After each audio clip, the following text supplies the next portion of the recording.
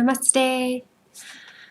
Welcome to Anna Ayurveda Podcast. I'm Anna Castle, owner and founder of Yoga Castle Studio, a yoga and Ayurveda wellness experience, as I'd like to describe it. In this podcast, I hope to be able to provide you with some tips, tools, recommendations. It's where I really tap into all of my training, education, and my resources to help guide you along in your journey of healing. So today's topic is yoga, Ayurveda, and psychology integration and how to cope during COVID-19. So firstly, I want to break down what yoga, Ayurveda, and psychology mean. Yoga literally means yoke, or to join or union. Ayurveda is the science of life, and it's the sister science of yoga. So the practice of yoga and Ayurveda are really meant to be inseparable.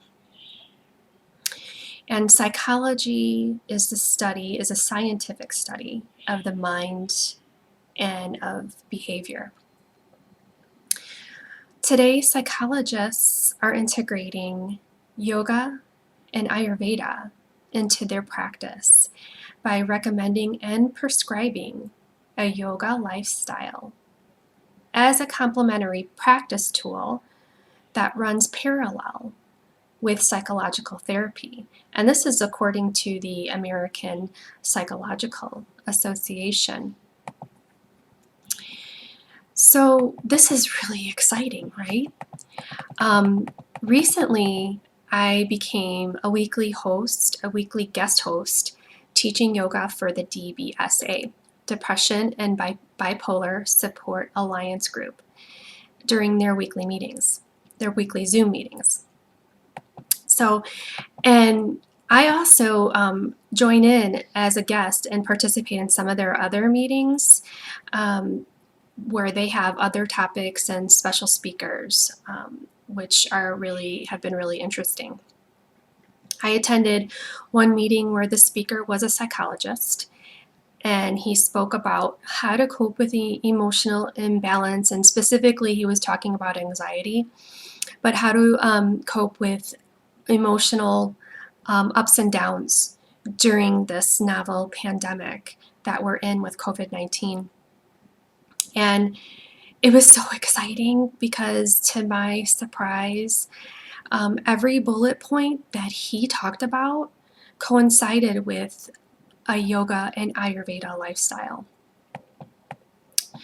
So, as a yoga instructor, myself as a yoga instructor and an Ayurvedic health coach, with over 500 hours of training focusing on mindfulness, emotional well-being, and just healthy living, I was, like I said, beyond excited to hear this. So I just had to share it with you. Yoga, Ayurveda, and psychology are so complementary. And I've designed a guide here where I hope to shed some light and understanding of the basic principles of how yoga, Ayurveda, and psychology relate to one another.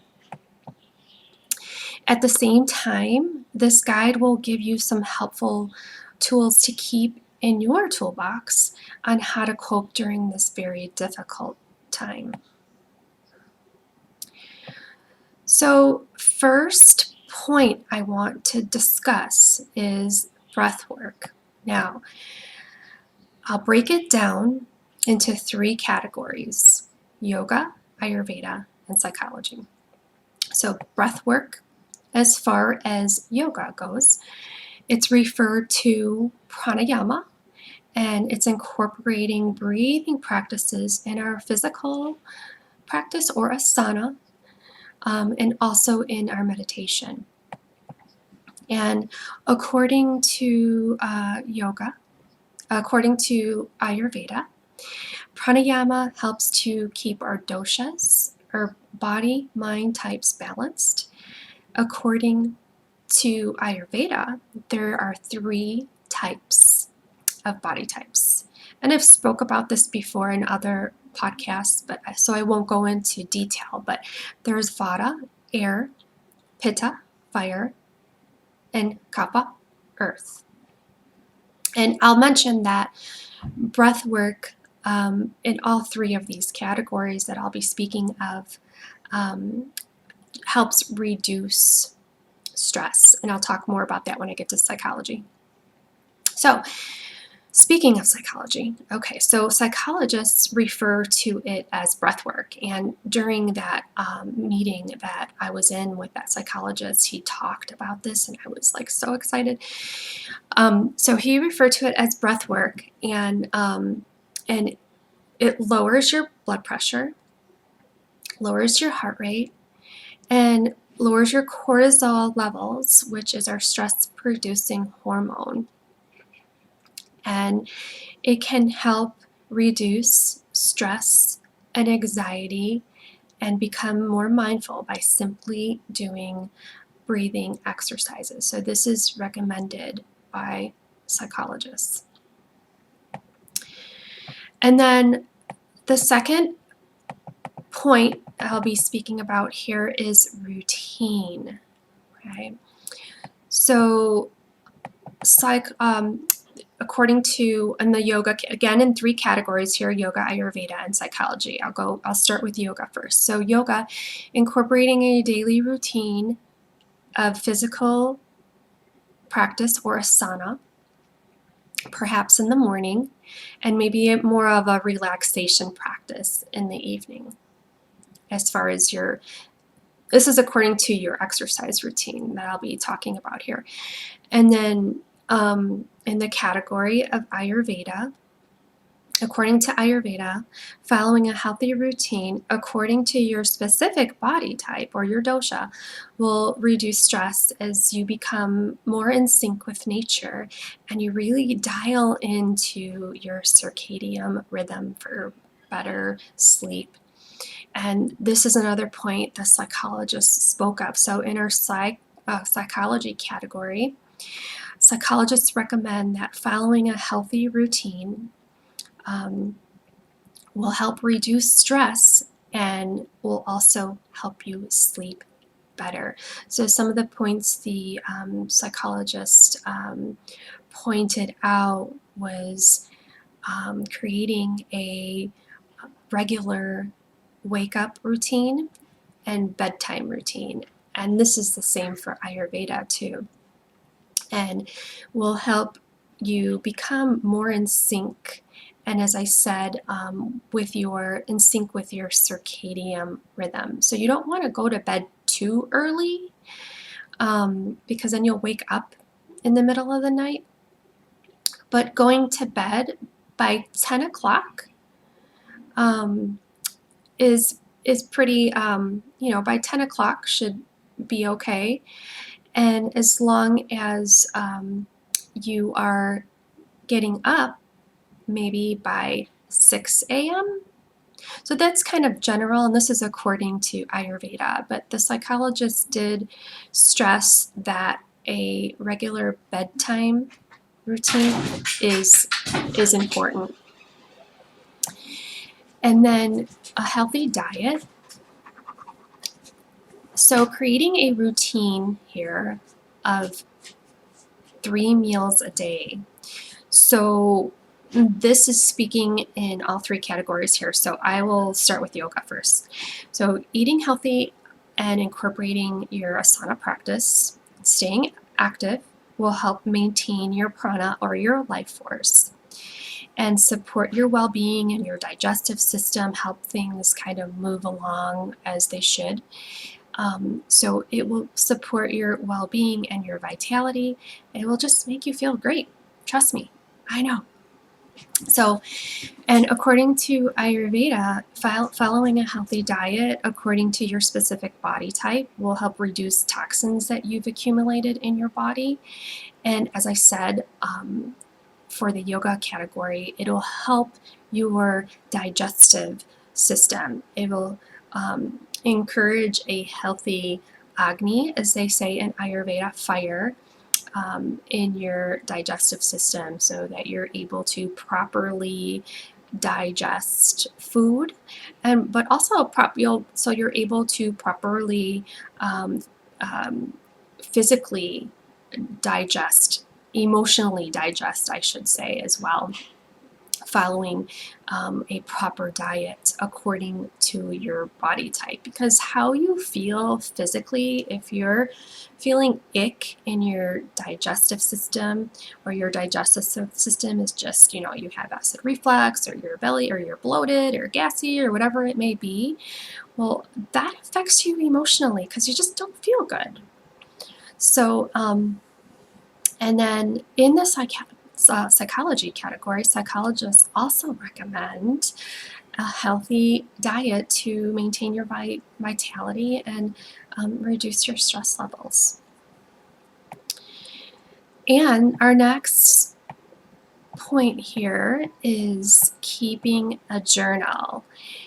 And this is something that the psychologists also refer to too, which is, so all of these points the psychologists refer to. So in the yoga category, keeping a journal of your yoga practice can be helpful just to see how you progress on your journey. Yoga is a steady progression with some setbacks along the way. It's just like life. So start a journal of your progression of your asana practice, and just see where your progression, where your journey takes you. So, and according to Ayurveda, journaling is a way to express yourself and let things go that you may be harboring, or that may just be difficult for you to talk about with someone. So keeping a log of your self-care routine according to your dosha is also an important part of your journey of healing. And according to psychologists, psychologists recommend keeping a journal because it can help sort or organize your thoughts, your feelings, your emotions. And then our other point here is staying connected, right? We always talk about that in yoga classes. Feel that connection, right? So in yoga, practicing yoga will help you feel grounded and strong and stable and connected and confident.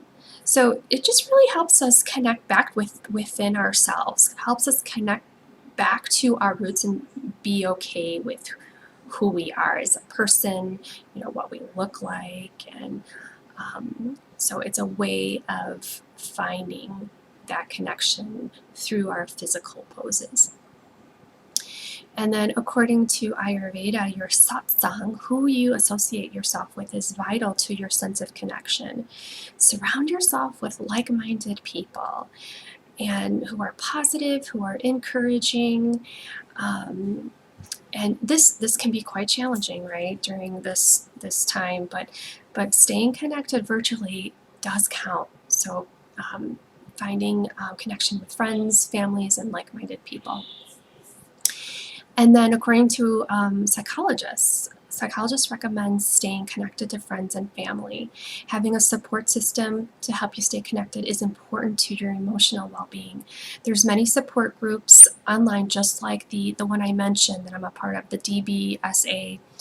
And just searching online, doing a Google search, and finding groups that suits your needs. And lastly, meditation or prayer, or both. So in yoga, incorporating meditation in your practice, even if it's just a few minutes a day, can really help you reduce stress and become more mindful. Start off with maybe 10 minutes a day or 5 minutes a day, and just gradually work your way up maybe up to 30 minutes. And it just really depends on, what you need. And just keeping in mind that there's really no right or wrong way. It's just finding a few minutes of silence each day just to clear your head. And according to Ayurveda, incorporating meditation and or prayer is part of a healthy spiritual lifestyle. It is called sadhana, which is a ritual incorporating meditation, prayer, pranayama, breathing, chanting, mudras. Having a daily sadhana practice will help keep you balanced and calm. And in our psychology category, psychologists also recommend meditation and prayer to become more mindful of thoughts and emotions. So, in summary, yoga, Ayurveda, and psychology are so intertwined. And there's really just 5 main points and steps to encourage you to explore. So in those five steps, I'll just remind you. 1 is breath work or pranayama. 2 is routine of diet and exercise. 3, keeping a journal. 4, staying connected. And 5, meditation and prayer. So I encourage you to explore those. Find what tools work for you in any of those categories, yoga, Ayurveda, or psychology, and incorporate those tools that make sense to you, that will stick, and you will be well on your way to a journey of healing, I promise. I want to thank you, and I want you to thank yourself for taking time to explore opportunities to find help for yourself. I know it's not easy, and I just want to say that I'm proud of you. Keep up the good work. Stay on your path. Be well. Be balanced. Stay healthy. Namaste.